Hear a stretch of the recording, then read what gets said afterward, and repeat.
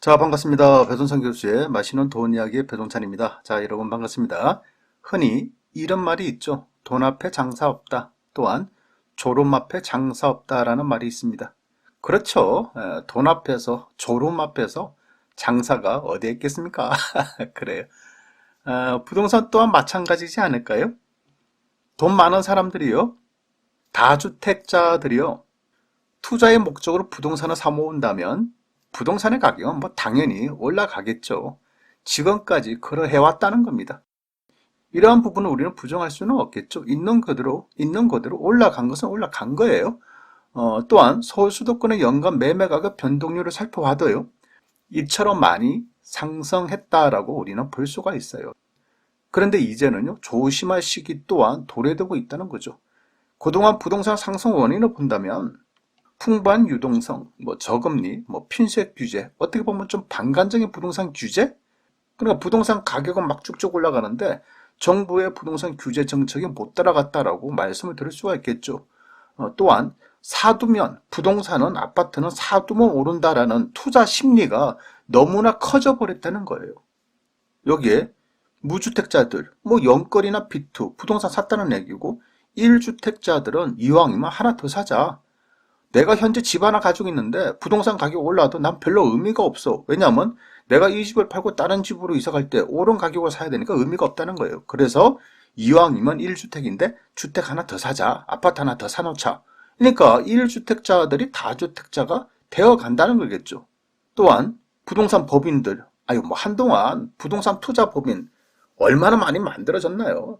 너나 할 것 없이 부동산 법인 만들어가지고 전국에 있는 작은 아파트 사모았지 않습니까?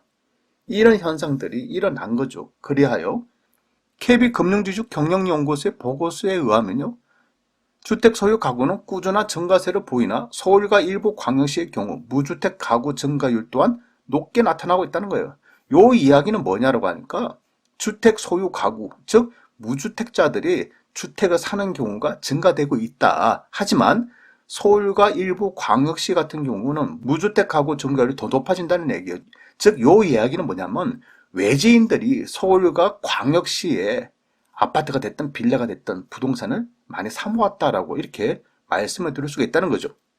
서울과 일부 광역시를 제외한 경기도 지역과 기타 지방 같은 경우에는 4년간 주택 소유 가구 수와 무주택 가구 수에 비해 더 크게 증가가 되었다는 거예요. 즉, 전국 무주택 가구 수는 887만 가구로 2015년 대비해서 5.6%가 증가된 반면에 주택 소유 가구 수는 7.1%가 증가되었다는 얘기죠. 즉, 무주택 수가 증가되는 것보다 주택 소유 가구 수가 더 증가됐다는 얘기예요. 그만큼 무주택자들 또한 주택을 샀다라고 말씀을 드릴 수가 있다는 거죠. 그리고 다주택자 비중이 매년 증가세에 있다는 거예요. 국내의 2채 이상 주택을 소유한 다주택자는 약 228만 명으로 전체 주택 소유자의 15.9%를 차지하는데 다주택자 비중은 매년 증가세에 있다는 겁니다. 특히 3채 이상 보유자는 2012년 대비해서 무려 47.5%가 늘어 2채 이상 보유자보다 높은 증가율을 기록하고 있다는 거예요. 요 의미는 뭐냐? 돈이 있으면 있을수록 뭐한다? 다주택자가 됐다라고 이렇게 말씀을 드릴 수가 있다는 거죠. 이를 그래프로 한번 살펴볼까요? 전국 주택 소유자 추이인데요. 어때요? 2012년도, 13년도, 14년도 대비해가지고 15년, 16, 17, 18, 19년 이처럼 증가되고 있다는 거예요. 또한 수도권 소유자 추이인데요. 이것 또한 마찬가지죠. 이처럼 증가되고 있다는 거예요. 그런데 말입니다. 앞으로는 이러한 양상이 다소 좀 달라질 것 같아요. 여러분들 다 아시지 않습니까? 왜냐하면 무주택자 LTV DTI 규제하고 있죠. 다주택자 양도소득세, 종합부동산세, 재산세, 취득세 다 강화됐죠. 법인 또한 마찬가지죠. 취득세와 법인세 또 강화됐지 않습니까? 무주택자들은요. 올해 7월부터 시작된 DSR 강화로 내 집 마련이 좀 더 힘들어졌겠죠.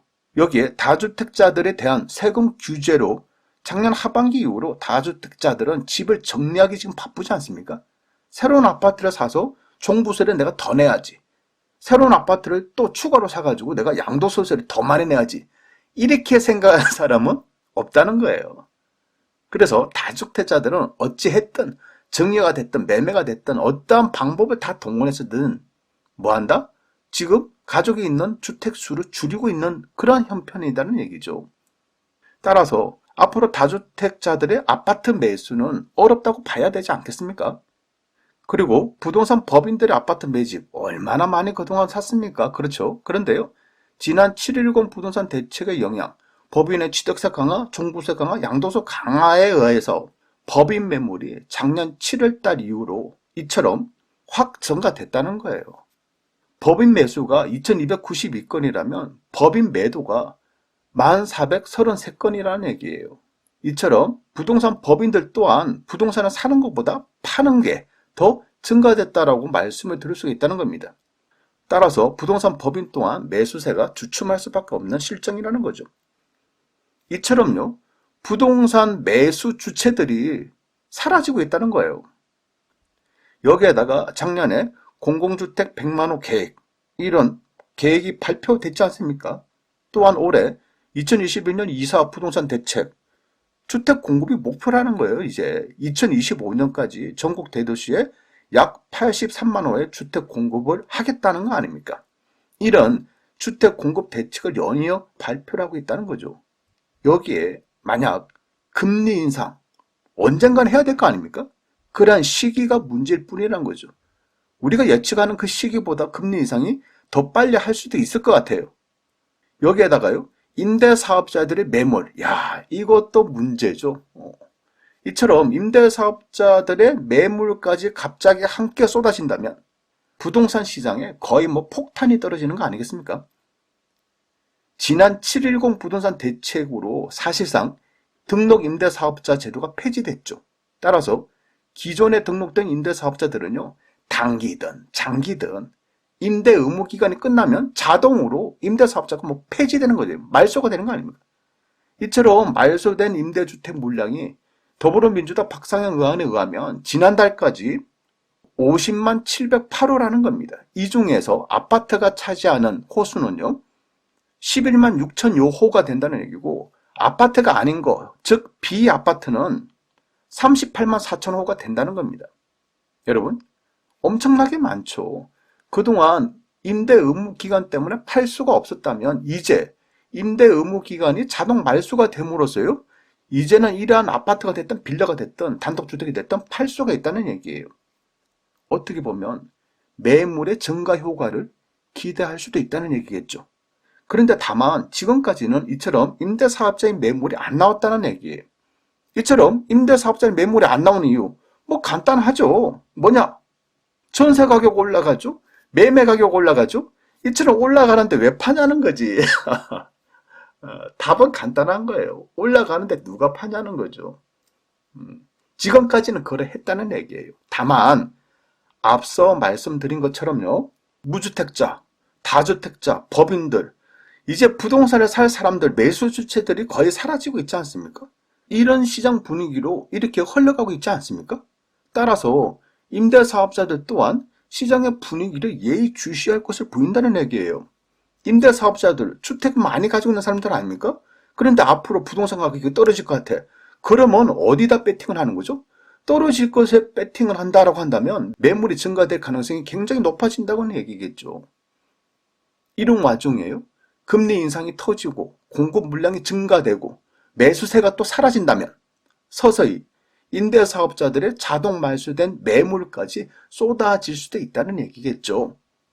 더더욱 여러분들이 관심 가져야 할 부분은요, 연차별 수도권 임대주택 자동 말소 물량인데요. 작년 2020년에는 서울이 22,410건, 경기도가 16,129건이고요.